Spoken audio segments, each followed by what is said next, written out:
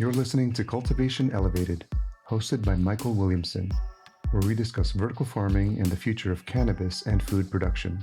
You'll be learning key insights for vertical farming success from leading industry operators, growers, and executives.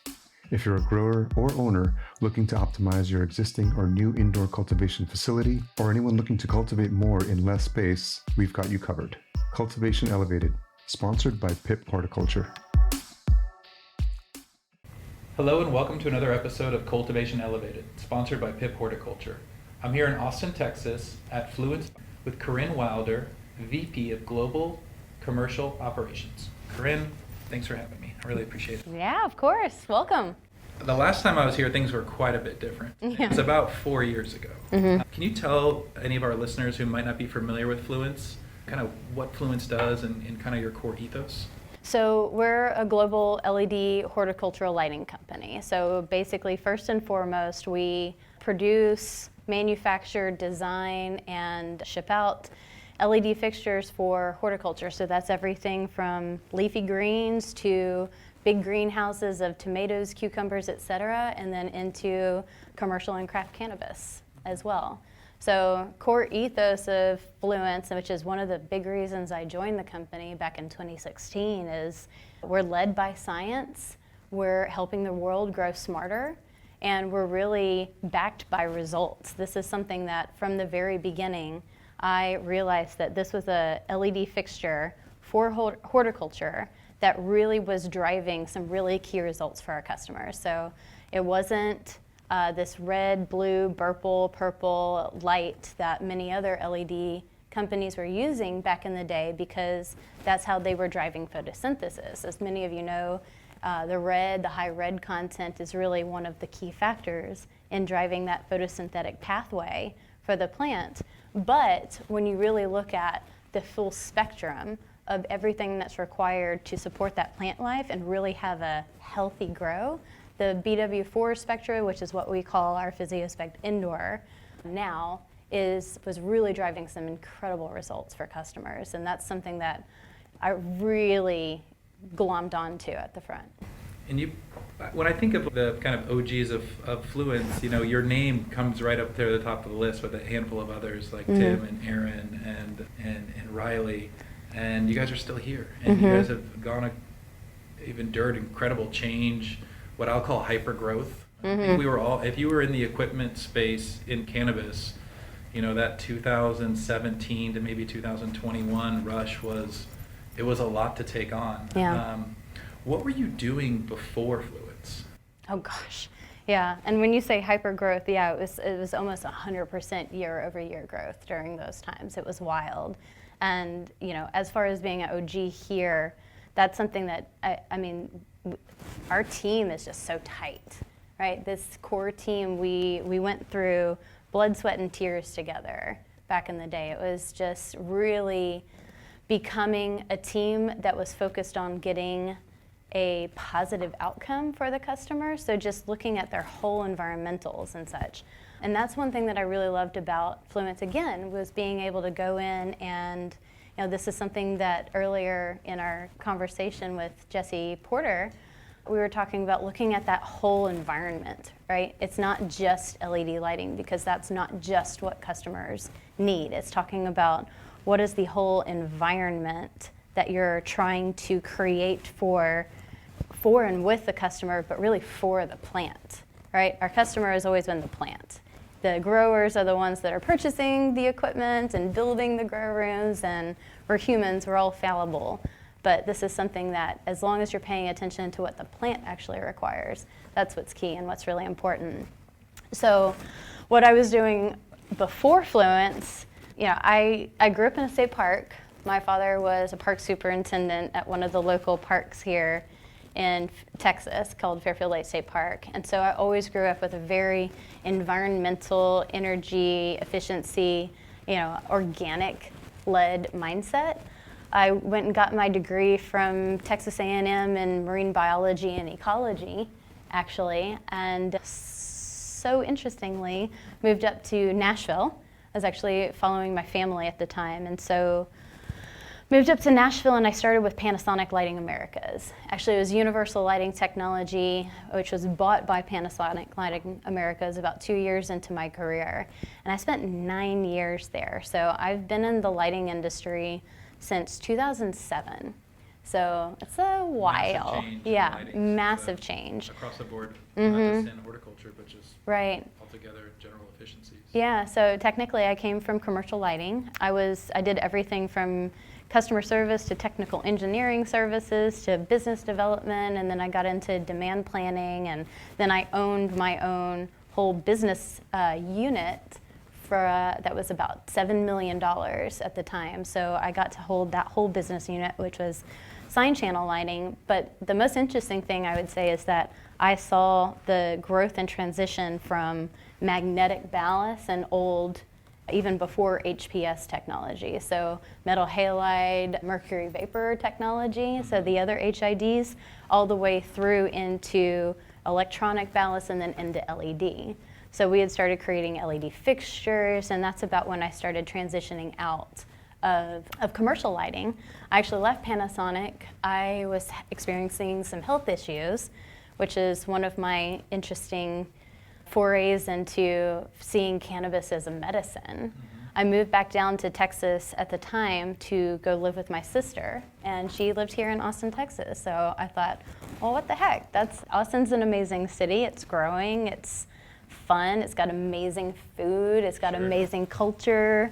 So once I got here, I didn't have a job because I had just left Panasonic to focus on my health.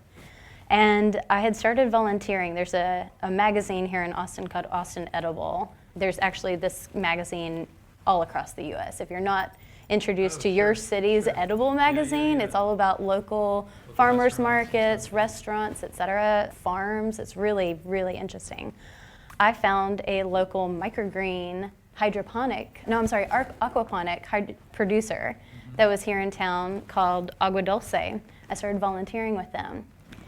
Funny enough, as I was getting a tour of the facility, I looked into their propagation room and I saw LED light over their babies, right? The propagation.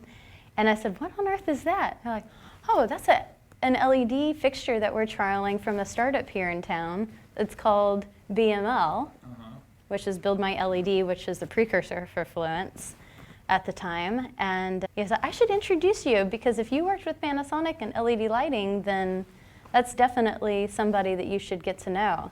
So after volunteering with them for a few times, I met Nick and Randy and had about 3-hour interview with Jerry Kieran on the phone. It's very easy to talk to Jerry for 3 hours, if you know Jerry. And after that, I had started with Fluence right away. How many people were at the company when you came on board? I was hire number 32. Okay. And how many employees are you guys roughly at? Right around before the dip that we're all going through in the market, we were about 250. Okay. Yeah. That was a pretty short 7-year run, right? Yeah, about 5 years at that point. Yeah, crazy. So. And so, was this your first time in a startup? Yeah. Yeah. How different is this? I feel like some people thrive in startup environments, and other people crumble because they're looking for that structured environment. And startups typically don't offer a lot of structure. But if you can manage the storm, there's really incredible opportunities to climb the ladder. Absolutely. Yeah. I mean, that's one thing with my career here at Fluence. I actually had to take a step back. So when at Fluence and as the startup, because when I left Panasonic, I was director level. I was making a certain amount. I actually took about $5K less and went back down to a manager title when I accepted the position with Fluence. But it was something that it's exactly what I was looking for. It was creative, and it was interesting, and it was biology focused with technology focused on energy savings. Again, that was one thing that I learned from Panasonic was I had really gotten into Title 24 and understanding codes. So if you're in California, you have to pay attention to what Title 24 is telling you. And that's not something that anybody was really focused at Panasonic. So I read most of that code that had to do with fixtures and controls at the time. So I had gotten into understanding rebates, how rebates work through Title 24 and the utilities that supported it, how rebates tied to codes. All of that was very interesting to me because it was structure. So going back to what you were asking about, how did I deal with the startup and the structure, it was what I wanted to do. I was familiar because I had all of those different, I had the opportunity to go to all of those different positions at Panasonic. I was very familiar with wearing multiple hats. Mm-hmm. So when I came to the startup, when I saw that it's horticulture, it's LED technology that I'm comfortable with, it's definitely a departure from what I had done before, but not 100%. But it was science focused, and that's what I wanted to get into. So I thrived. I had so much fun. It was accepting a challenge and then diving into it. And at that point in time, I made it my life. I was so interested in growing. I was so interested in the customers that we were meeting, because these were all craft growers up in Oregon that were bootstrapping it. They're trying to figure out, how do I convert to LED so I can save money on my energy bill so that I can expand into my next room, so I can focus on my quality and consistency, because with the HPS technology, it was so much heat going into the room and so much energy being used that it was hard to control that room and that environmental.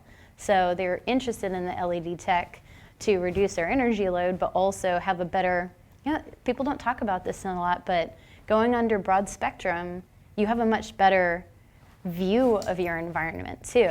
You're not under those like the yellow spectra that's coming out of the HPS. You can see IPM, pests and pathogens much better. Plant nutrition. Yeah. I remember when we were testing a lot of lights, it was like, I got to take this plant and go physically bring it into the hallway or outside and like look at the plants, because it was that difficult. And Method 7 and some of those lens companies, they weren't quite around. I mean, they were, but they weren't prevalent. And so luckily for companies like that, it's really helped a lot of cultivators be able to see your plant in what I'll call a true color to the human eye. Yeah. Well, that's awesome. I love when people tell a story about, they went from maybe more of a corporate or structured job role that they were thriving in. And I love taking a little bit less pay. That tells me that there was a passion and a curiosity that a lot of people don't find in their day-to-day jobs. And that is exciting. Yeah. And being able to shape things and lead things is really exciting. I was trying to think of your early customers, because I was very familiar with BML. You had Spielman in Arizona, was an early one. I went to, I think he was in Flagstaff, if I'm not mistaken. High Mountain Health or something. Yeah.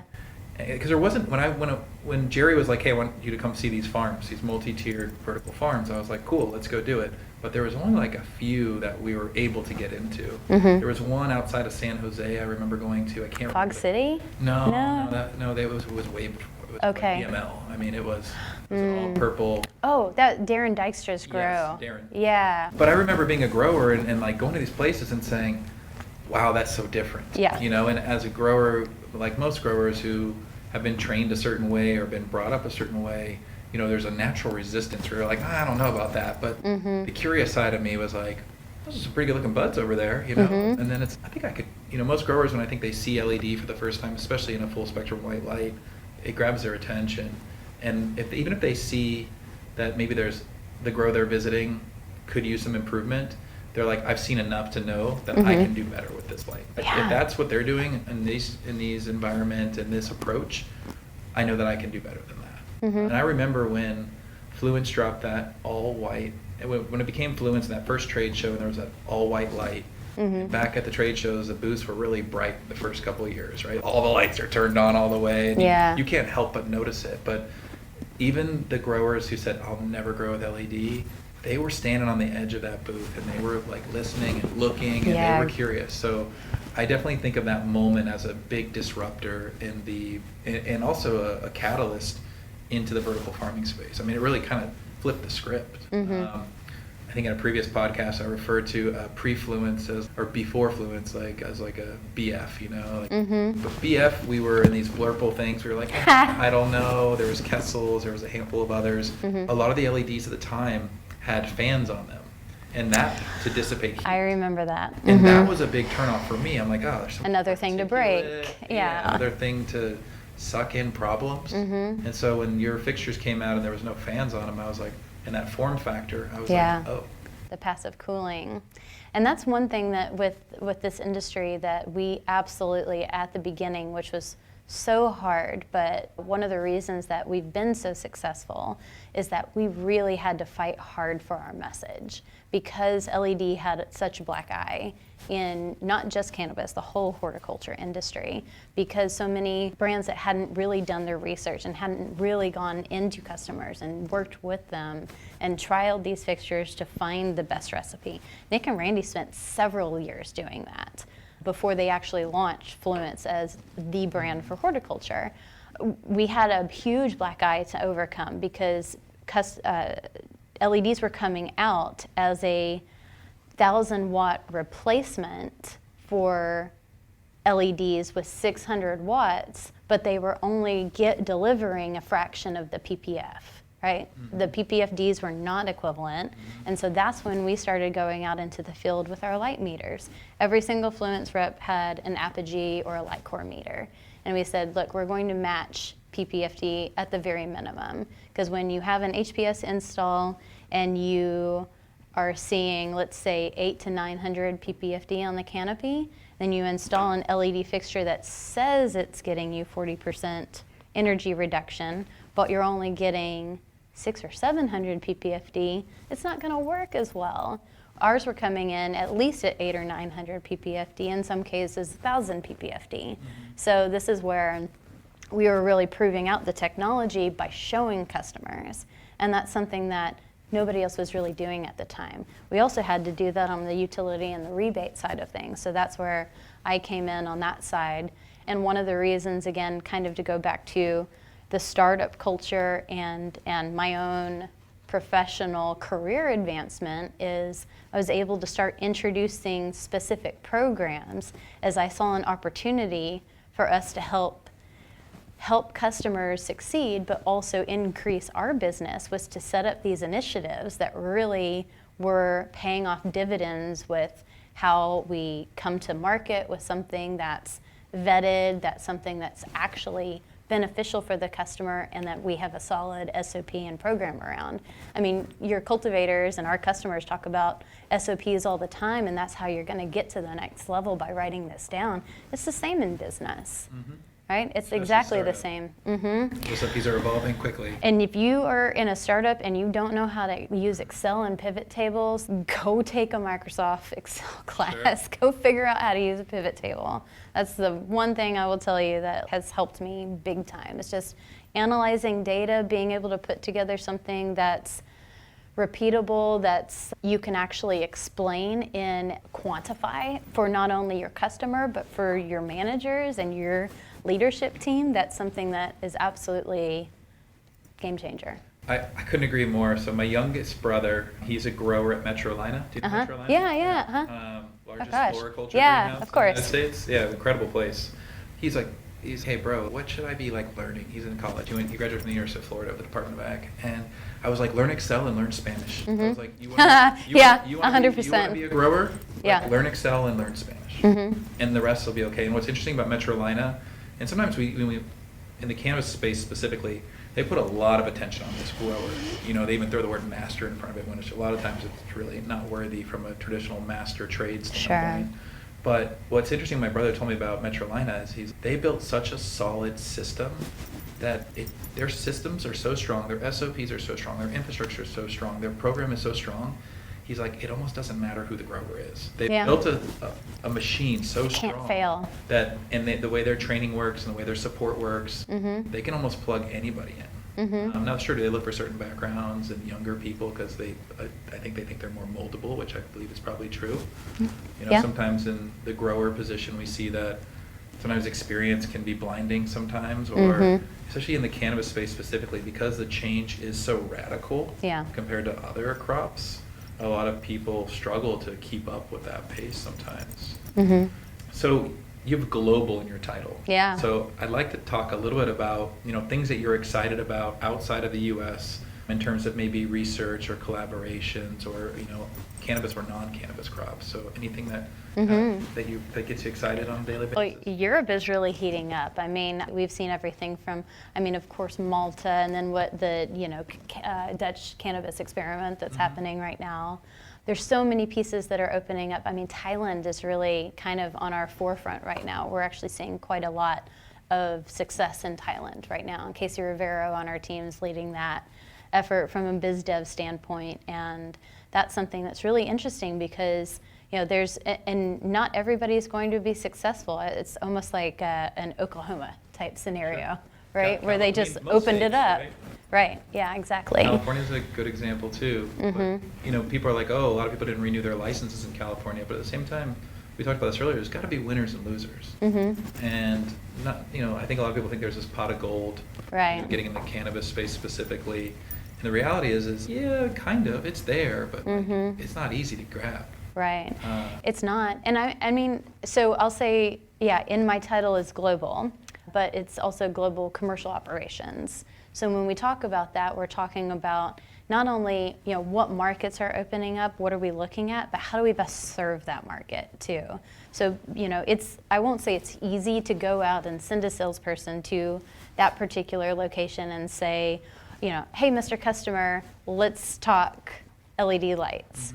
It's a different thing to set up the actual commercial pathway. So can we sell into the country? Can we ship there? What's the best economical way to ship there? How are we going to deal with tariffs? Do we bring it into the US first? Do we have another landing facility? We set up a 2PL, a 3PL. How do we position it in our system? How are we forecasting it properly? Do we have the codes that we need and all of the labeling, and is everything in each of the individual languages on our user guides so that somebody setting up this fixture in Thailand can actually read it properly, understand it, and there's no obligations or liability there if something happens. So there's so many things to think about when you're talking about globally and commercially setting something up versus just, I'm going to go into this market, because you can do, what was Jesse talking about again? Go into ChatGPT, right, and say, where's the next cannabis operation happening?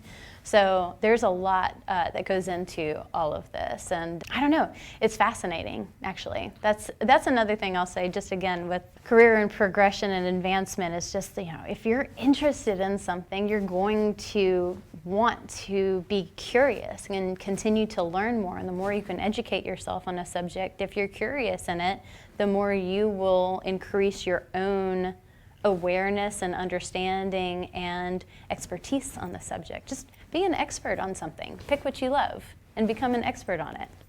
It's funny because people are like, oh, Corrinne, you're so smart. And you're like, well, I'm really smart in like these 3 columns. Yeah.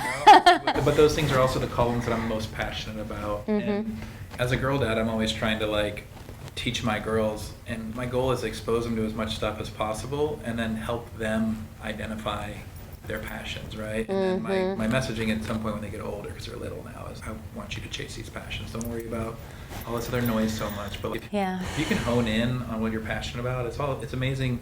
Even if the paycheck isn't as big as you were hoping it was, but there's some kind of fulfillment there that it's hard to, when it doesn't feel like work all the time, because it's going to feel like work some of the time. It's still work. Absolutely. But if it can feel not work some of the time, I feel like you're winning in life a bit. But as a girl dad, I can't help but notice that there's not enough strong female leadership in the cannabis space. One of my other companies that is consulting, I've helped lots of growers over the years, but I want to say only 2 of them were female. And I think I specifically took the job because I was like, I want to support these women. So I don't really know what my question is, but what is it like to be a female in what appears to be a pretty male-dominant industry? Yeah.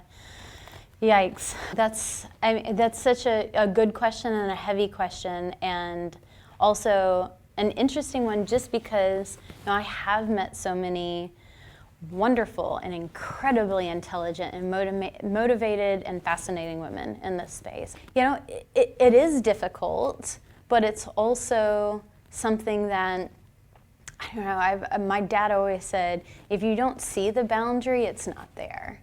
And it's not exactly true, but if you trick yourself into believing that, you know, nothing can hold you back, then that has been a big piece of my personal recipe, I guess, for where I am.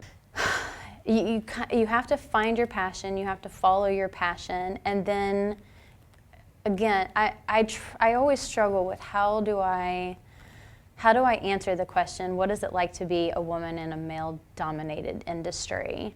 And I think it's a combination of what I said as far as just not recognizing that barrier and not validating it or accepting it. But that also means that you have to understand that it is actually there and be willing to and be able to overcome, and just not accepting no for an answer. Because I've had tons of pushback.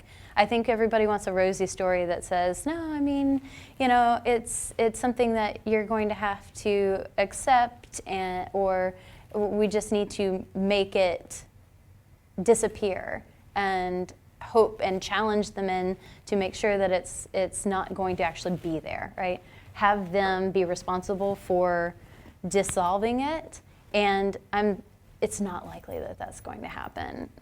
We've had thousands and thousands of years of human generations where this has been the case, right? This is just something that, you know, you have to recognize it, and you have to be willing to say, no, it's not acceptable to me, and just continue to fight for yourself. Advocate for yourself, ask for the promotion, ask for the additional assignment, prove out the fact that you can actually do it. And hey, you're not going to be successful every time. You're going to screw up 5, 6, 7, 8 times before you get it right. But just keep pushing. So, what is your hope or vision for the future of CEA, controlled environment agriculture, on the indoor side, in vertical farming? Mm-hmm. Like, you know, where do you see and where do you hope that goes in the future, both for cannabis and for non-cannabis crops? Mm-hmm.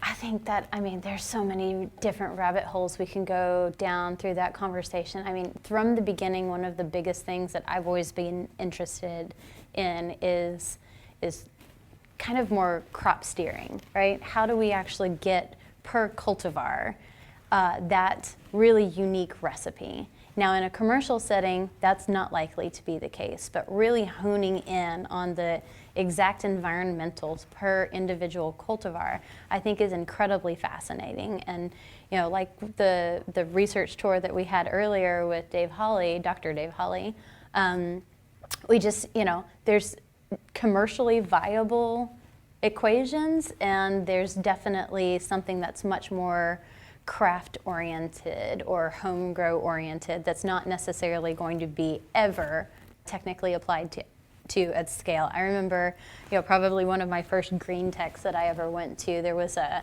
interesting company, I have no idea what they're doing now, but were these little pods that you could put the pod into the grow machine and press a button and it would grow you a head of lettuce in however many days. And to me, that's just, no, there's no, there's no, you know, personal, and I don't want to say magic to that, but I have my own garden in the backyard. I have a whole row of beautiful Arapaho blackberries that are just as big as my thumb. I mean, it's so much fun to grow your own plants and have your own garden. And I think that that's something that what I really want to see from the industry, again, is much more craft, you know, quality. We always talk about focus on quality versus quantity, but then there's been this huge quantity play over the last few years. How do I go more, bigger, better, faster?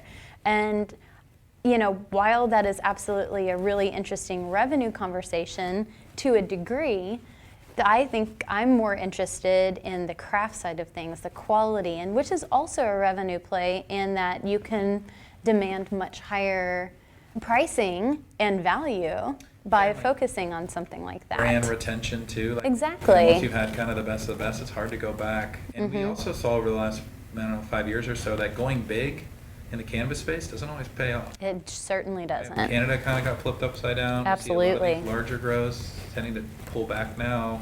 I know from my involvement with MSOs in the country that, there's been a big shift of conversation, which is, oh shoot, we got to really pin down quality. And now, again, genetics are starting to have a little bit more value to these bigger facilities. And they're starting to realize that if I have the right genetics, it can do most of the heavy lifting for us. I don't have to keep fighting a plant that is just not checking enough boxes, so to speak.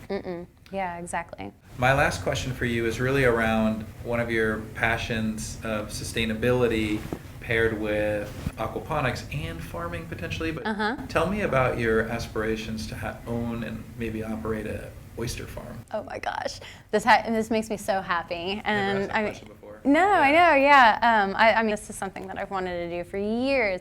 Going back to my marine biology days, again, oysters are the engineers of an ecosystem. I mean, they are so important to estuaries that I don't think people have any clue. So water quality for one, reef structure for two. I mean, these are such fascinating little creatures, and then quite delicious on top of it.